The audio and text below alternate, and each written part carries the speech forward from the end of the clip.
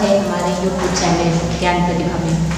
आज का जो हमारा वीडियो है वो है कक्षा 11 के छात्रों में हिंदी में संकलित काव्य खंड।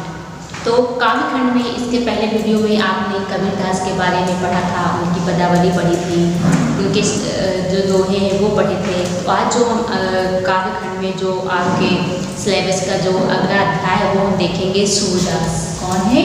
सूरदास है।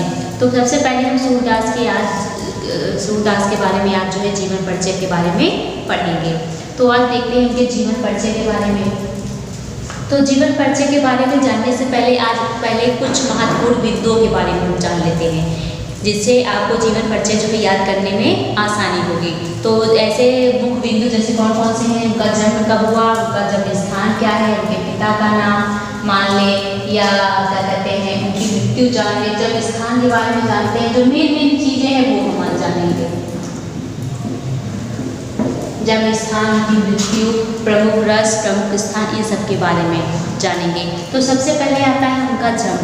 तो इनका जन्म कब हुआ था? इनका जन्म हुआ था सन 1535 में। कब हुआ था? जन्म हुआ था सन 1535 में। जन्म हुआ था 1535 में। तो फिर इसके बाद आता है इनका जन्म स्थान। तो इनका जन्म स्थान है रुनकता। क्या है?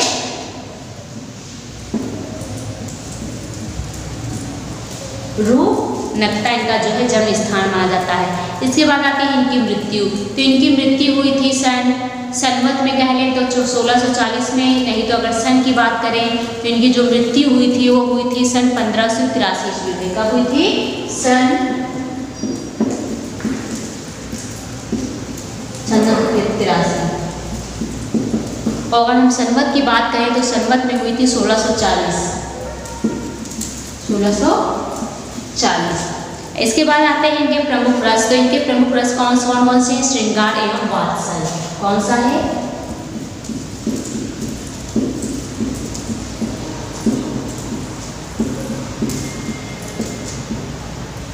और जो इनकी प्रमुख रचना है वो है सूरसागर। कौन सी है? सूरसागर। तो इनके बारे में तो ये तो कुछ महत्वपूर्ण बिंदु थे हमारे, जैसे जन्म स्थान, मृत्यु, प्रमुख रस। इनका जन्म कब हुआ था? 1535 ईस्वी में। सनमत में मान लें तो कहा जाता है 1478 ईस्वी। कौन से सन? 1478 ईस्वी। जो इनका जन्म स्थान है वो कहाँ हुआ था? रुनकता में। इनकी मृत्यु है सन 1583 ईस्वी, यानी कि सनमत जो है 1640 विशाख किया जाता है। प्रमुख रस जो है इन्होंने अपनी जो रचना इन्होंने जो की है उसमें प्रमुख रस इनके कौन से माने जाते हैं? श्रृंगार एवं वात्सल्य माने जाते हैं। और इनकी जो प्रमुख रचना है वो कौन सी है? सूरसागर है। तो अब विस्तार पूर्वक इनके जीवन के बारे में जानेंगे। तो कहा जाता है कि अनेक साध्यों के आंदोलन के उपरांत सूरदास का जो जन्म है सन 1535 विशाख 1535 विशाख यानी कि 1400 ईस्वी में वैशाख शुक्ल पक्ष पंचमी। कौन सी? वैशाख।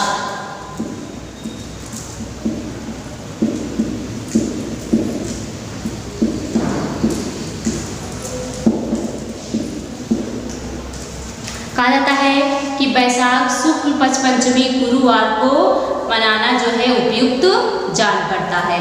कहते हैं कुछ विद्वान जो है सूर्य का जन्म स्थान जो है सीही मानते हैं, तो बहुत से लोग क्या मानते हैं?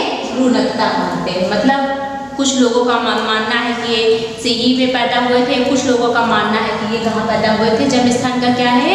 रुनकता है। कहते हैं कि आईने अकबरी के आधार पर इनके पिता का नाम क्या था? रामदास था। इनके पिता का क्या नाम था? रामदास।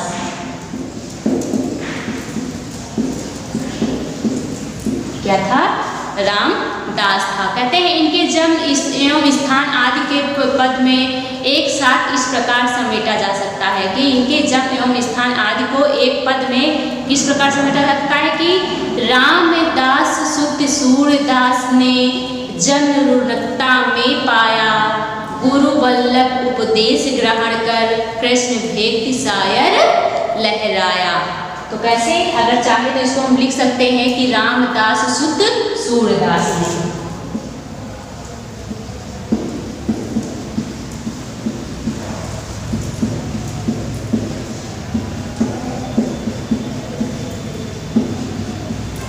रामदास सुख सूरदास ने जन रूणकता में पाया।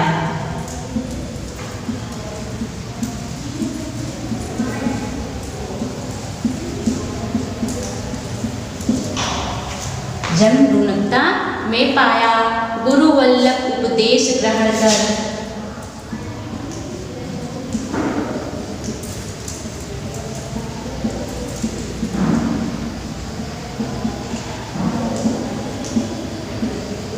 गुरु वल्लभ उपदेश ग्रहण कर कृष्ण भक्ति सागर लहराया।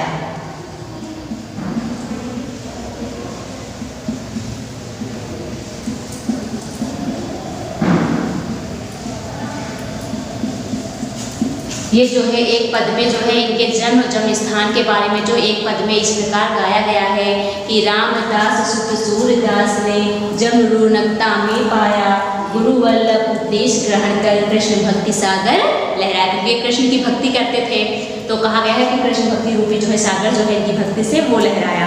कहा जाता है कि सूर उपन्यास थे, क्या थे? सूर जो है जन्मांध थे, सॉरी जो सूर थे वो क्या थे? जन्मांध थे। तो सूरदास थे तो वो जन्मांध थे, अर्थात जन्म से ही क्या थे? अंधे थे। कहते हैं भारतेंदु हरिश्चंद्र ने भी इन्हें जन्मांध बताया। क्या बताया है? जन्मांध बताया है कि वह इस अपार संसार को न देखने के वास्ते अंधे क्या कहते हैं आंखें बंद किए थे। उन्होंने उनके जन्मांध के बारे में बताया है कि वे जो है इस अपार संसार को न देख पाए, इसके कारण जो है उन्होंने क्या किए हुए थे? आंखें बंद किए थे। कहते हैं भगवान भक्त की इच्छा से सूर अपने पिता की अनुमति प्राप्त कर यमुना के तट पर गाँव घाट पर रहने लगे। क्या कहते हैं कि भगवान की भक्ति की इच्छा करने से जो है वे अपने पिता की अनुमति प्राप्त कर जो है यमुना के तट पर जो है गुरु घाट पर क्या करने लगे थे? रहने लगे थे। कहते हैं वृंदावन की तीर्थ यात्रा पर जाते हुए उनकी भेंट महाप्रभु वल्लभाचार्य से हुई। किससे हुई? वल्लभाचार्य से।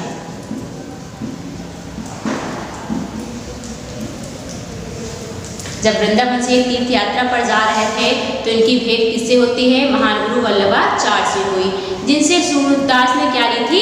दीक्षा ली थी। इसलिए इनको गुरु भी माना जाता है।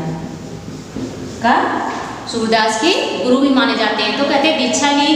कहते कि महाप्रभु ने इन्हें अपने साथ ले गए और गोवर्धन पर स्थापित मंदिरों में अपने अध्याय श्रीनाथ जी की सेवा में कीर्तन करने के क्या कर दिया? इन्हें नियुक्त कर दिया। कहते सूर नित्य नया पद जो है बनाकर और एक तारे पर गाकर भगवान की स्तुति करते थे। कहते थे वो एक नया रोज एक पद बनाते थे और एक तारा बजाकर जो है वही मंदिर में भगवान का क्या करते थे? स्तुति करते थे, उनका कीर्तन करते थे। कहा जाता है कि इन्होंने 1.25 लाख पद रचे। कितने? 1.25 लाख।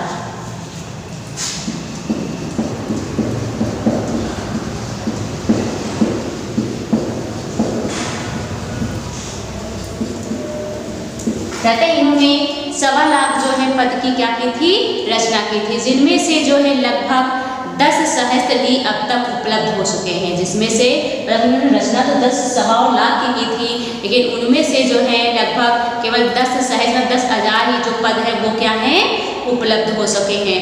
परंतु यह संख्या भी इन्हें हिंदी का श्रेष्ठ महाकवि सिद्ध करने में क्या है? सर्वश्रेष्ठ मतलब कि पर्याप्त है। मतलब इन्होंने की रचना जो उपलब्ध हुई है वो रचनाएं ही इनको एक श्रेष्ठ महाकवि होने का जो है पद जो है इन्हें करने में पर्याप्त है। कहते हैं सूरदास जी को अपने अंतिम समय का आभास हो गया था। जो सूरदास थे इनको जब अंतिम क्षण आने वाले थे ना, इनकी जब मृत्यु आने थी तो इनको क्या है? पहले से ही क्या हो गया था?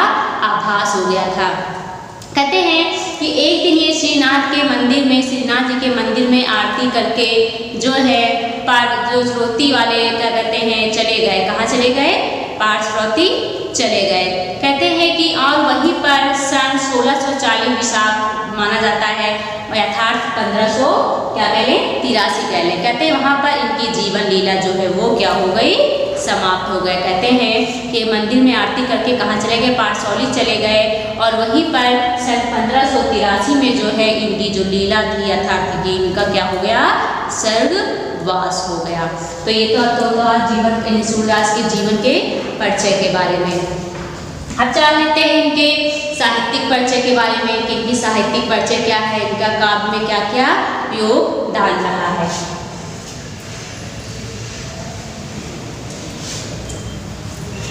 तो कहा जाता है कि सूरदास के पदों में जो का संग्रह है वो क्या सूरसागर, क्या है सूरसागर।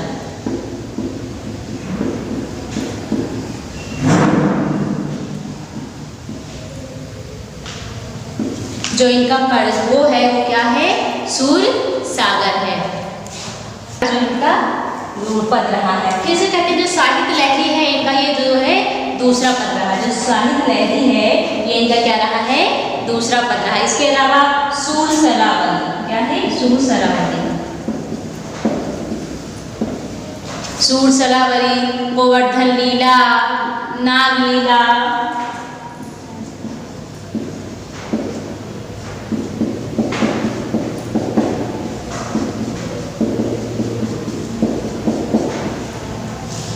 गोवर्धन लीला, गोवर्धन लीला, नाग लीला, क्या है सूर पचौसी बोला जाता है। क्या बोलता है सूर पचौसी और पद संग्रह।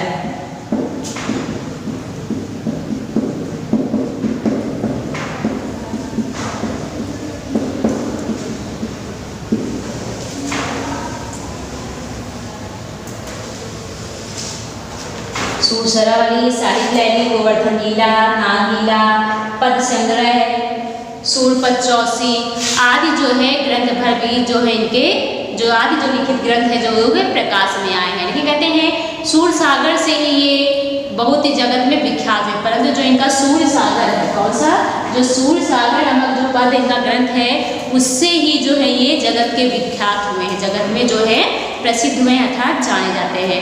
कहते हैं कि सूरदास के वड विषय का आधार जो है वो श्रीमद् भगवत है। क्या है श्रीमद् भगवत है। कौन सा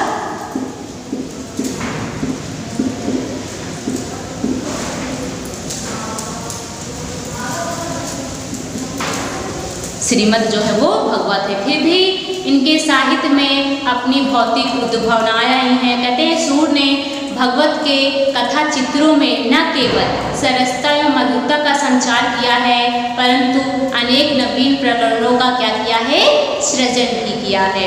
कहते हैं कि राधा कृष्ण के प्रेम को लेकर सूर ने जो रस का समुद्र जो है उपजाया है उसी में इनसे रचना का नाम सूरसागर जो है वो सार्थक होता है। मतलब इन्होंने राधा कृष्ण के प्रेम को लेकर जो सूर ने रस का जो समुद्र जो है उमड़ाया है उसी को लेकर जो इसका नाम क्या पड़ा था सूरसागर पड़ा था, जिसको लेकर जो है क्या नाम पड़ा था सूरसागर पड़ा था। कहते हैं कि ये श्रृंगार के आप्रेतक कवि है, क्योंकि इनकी जो प्रसिद्ध वो रही जो हमने रस में बताया था श्रृंगार और वात्सल, इसीलिए कहते हैं कि इनकी जो आप्रेतम कवि हैं वो श्रृंगार के कारण माने जाते हैं। इसके अतिरिक्त जो है किसी अन्य कवि ने श्रृंगार के दोनों विभागों संयोग पर विलंबन का क्या कहते हैं अप्रट वर्णन नहीं किया है। कहते हैं कि ब्रज भाषा सूर के हाथों से जिस सौंदर्य के साथ कर रहती है ढली हुई है वो सौंदर्य से उसे बिरले ही कभी वे दे सके हैं। कहते हैं सूर्य वात्सल रस के सम्राट माने जाते हैं। जो सूर्य हैं वो किसके वात्सल श्रृंगार रस के क्या कहते हैं सम्राट माने जाते हैं। जन्म से लेकर किशोरावस्था तक कृष्ण का चरित्र चित्रण तो स्वर्ग को भी ईश्वरु बनाने की क्षमता रखता है। कहते हैं महाप्रभु वल्लभाचार्य के पुत्र गोस्वामी विष्णुदास ने 4 शिष्य अपने पिता के और 4 अपने शिष्यों को मिलाकर 8 बड़े भक्त कवियों का अष्टछाप बनाया था। सूर उन कवियों में अग्रगण्य थे। जो सूर थे उन कवियों में क्या थे अग्रगण्य थे। वात्सल में कृष्ण भक्ति कवियों में सूर की रचना जो है श्रीमद् भगवत जैसे सम्मानित स्थान जो है वो पाती रही है। कहते हैं कि इनकी स्वाभाविकता सरलता तल्लीनता आज इतनी बड़ी है कि हिंदी साहित्य में इस विषय में कोई कवि जो है इनके समक्ष नहीं है। तो ये था सूरदास जी के जीवन के बारे में, उनकी क्या क्या रचनाएं थी, क्या क्या कृतियाँ थी, वो किस किस पद के कारण जो है इतने ज़्यादा विख्यात हुए, तो क्या था सूरसागर के कारण। तो आज के वीडियो में इतना ही, धन्यवाद। Subscribe now and press the bell icon. Never miss an update.